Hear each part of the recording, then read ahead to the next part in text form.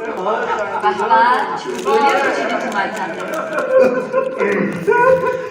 سلام علیکم خواهرها. بعد امها بودیم. خسته نباشید.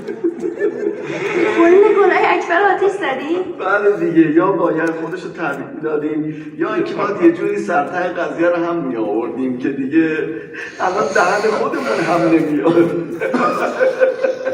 خدمت شما آدم که واسم تشکر کنم که خبر دادیم.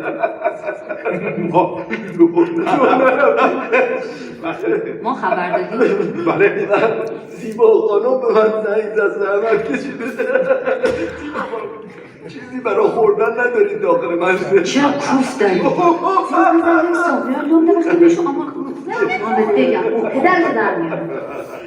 بس میخواستن ما رو لو بدن تیرشون به سر خورده. ببین که من تلافی اون 5 کیلو سرتو در نیارم که بهت ما پایین داریم میدیم. پس بچم تا بچم.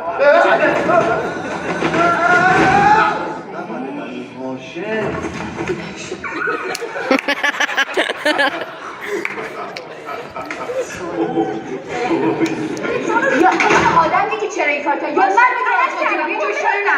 بچه این کار کردی؟